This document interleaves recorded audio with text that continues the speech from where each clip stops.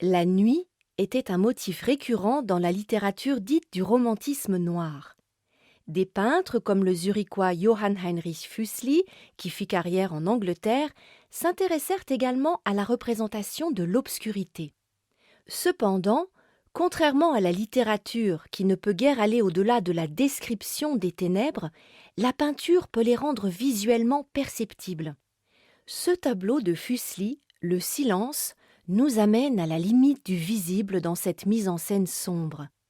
Dans une pièce à l'éclairage blafard, un personnage, bras et jambes croisés, est assis devant un fond oscillant entre noir et brun.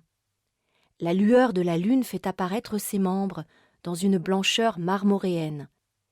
Ce personnage est totalement replié sur lui-même et n'interagit aucunement avec son environnement.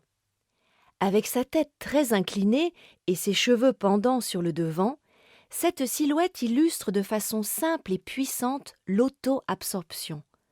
Dans ses aphorismes, Füssli écrivit ainsi « Un être humain, saisi par une passion démesurée, qu'elle soit de joie ou d'affliction, d'espoir ou de désespoir, perd l'expression de sa propre individualité. » L'expressivité est désormais uniquement générée par le personnage lui-même. Il devient le vecteur des émotions, la clé pour saisir des états émotionnels, comme souvent dans les œuvres de l'artiste suisse. Dans cette peinture à l'huile réalisée en 1864, Charles Gleyre nous présente une scène terrible dans un paysage automnal et rocailleux. Au premier plan, Pinté, pris de panique, fuit la furie meurtrière des Ménades qui le poursuivent. Les prêtresses de Dionysos le pourchassent car il s'est opposé à une célébration du culte à Thèbes. L'issue de cette histoire est tout sauf heureuse pour Pinté. Peu après, les Ménades le dépècent vif. Au niveau formel, le mouvement de fuite est souligné par le large format paysage du tableau, qui reprend notre sens de lecture traditionnel de gauche à droite. En outre, Gleyre joue ici avec les limites entre le plan du tableau et l'espace réel. Ainsi, le coude plié de Pinté semble réellement jaillir de la surface de la toile. Ce tableau lui fut commandé par le Musée des Beaux-Arts de Bâle. Le choix du sujet fut en revanche laissé à l'artiste, et il opta pour un motif sortant du commun, pour lequel aucune convention de représentation n'existait alors dans la peinture de l'époque. L'histoire de Pinté est narrée dans la poésie antique d'Euripide et d'Ovide. Mais ce n'est pas uniquement le choix du sujet qui confère une place particulière à ce tableau. Il surprend aussi parce qu'on y décèle aussi bien des tendances classiques que romantiques. Que ce soit dans la représentation du corps de Pinté ou le sujet, la référence à l'Antiquité est évidente. Cependant, le caractère dramatique de l'œuvre de Gleyre la place dans la mouvance romantique. Ce fut également reconnu par ses contemporains, comme un critique de 1868 le constata. Gleyre, dont les œuvres possèdent d'habitude une grâce classique, mais froide, est, avec cette production de ses pinceaux, tout à fait sorti de son cercle d'idées familiers pour illustrer de la manière la plus saisissante, la plus violente des passions.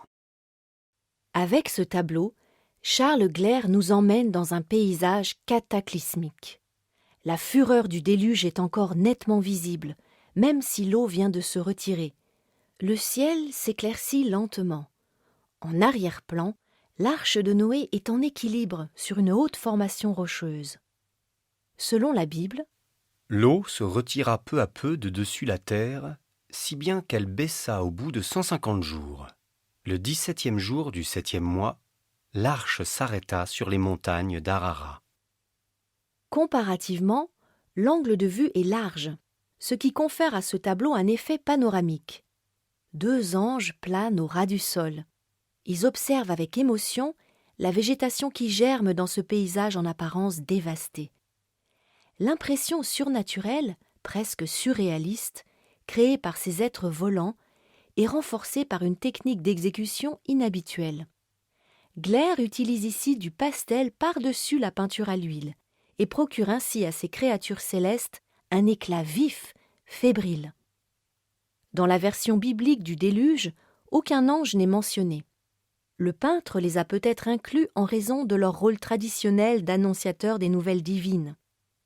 Comme la colombe représentée à leur gauche, ils diffusent le message que la catastrophe est finie. Le véritable sujet de ce tableau est par conséquent le nouveau départ. Avec cette aquarelle, réalisée en 1794 lors d'un séjour de 2 ans en Suisse, Joseph Anton Koch nous emmène dans un paysage grandiose. Nous observons les chutes du Schmadribach qui dévalent des hauteurs au bout de la vallée de Lauterbrunnen dans l'Oberland bernois. L'eau coule dans un tableau divisé en 3 registres. Dans le registre inférieur, nous pouvons voir un pré baigné de lumière, avec une petite silhouette humaine. Elle apparaît dérisoire au regard du paysage grandiose qui transcende la simple imitation de la nature. En tant que sympathisant de la Révolution française, le peintre tyrolien avait fui en Suisse, dont il admirait la liberté républicaine.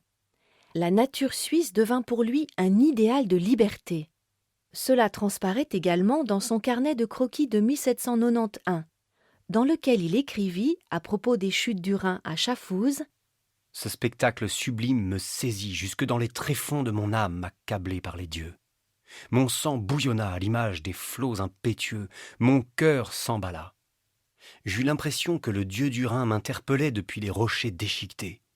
Lève-toi, agis, procède avec détermination, révolte-toi violemment contre le despotisme, romps les chaînes qui t'entravent. » Le motif des chutes du Schmadribach fut repris à plusieurs reprises par Koch. Il commença sa première version peinte à Rome en 1805. Quant à sa 3e variation sur ce thème, utilisant la peinture à l'huile, il la termina en 1822. La route du Gothard monte vers le Saint-Gothard en décrivant de nombreux lacets dans une vallée déserte. C'est dans ces termes que Carl Baedeker, dans son manuel pour les voyageurs, décrit l'ascension du Saint-Gothard. Le peintre anglais William Turner emprunta ce col des Alpes dès son premier voyage en Suisse en 1802. Il consigna le paysage local dans l'un de ses nombreux carnets de croquis. 2 ans plus tard, il réalisa dans son atelier londonien l'aquarelle exposée ici. Pour ce faire, l'Anglais choisit un point de vue au centre du pont du Diable, au-dessus de la gorge. De ce fait, nous avons l'impression de flotter au-dessus du vide. Le fond du ravin est dissimulé au regard, procédé par lequel l'artiste retire toute sécurité au spectateur dans cette nature grandiose et puissante. Le format portrait de cette toile renforce l'aspect dramatique de cette mise en scène vertigineuse. La moitié gauche du tableau, inondée de la lumière chaude du soleil, présente un parfait contraste avec ces 2 animaux de bas qui suivent le sentier périlleux taillé dans la roche. L'artiste altère délibérément le paysage et le précipice est ainsi nettement exagéré. La précision topographique apparaît secondaire. Il s'agit ici davantage de mettre en scène les forces de la nature, la lumière et la couleur.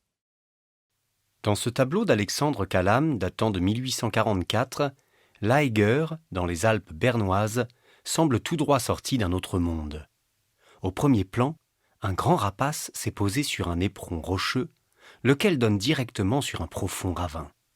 À l'arrière-plan se dresse majestueusement la face nord et abrupte de l'Eiger, que Calame place précisément au centre du tableau. La lumière dorée du matin émane directement de derrière la montagne, qui semble presque irréelle, nimbée dans les brumes.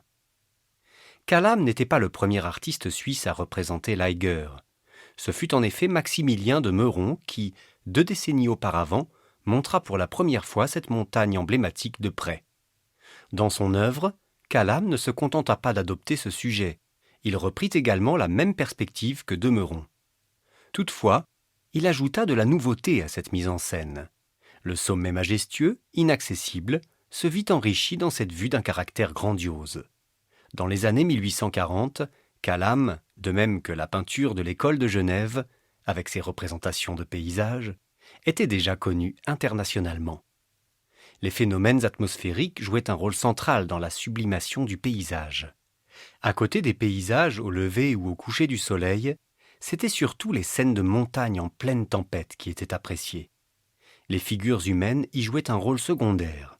C'est pourquoi Callam se limite ici à représenter l'Eiger avec au premier plan un oiseau, qui fait aussitôt penser aux cimes tout simplement inaccessibles aux humains.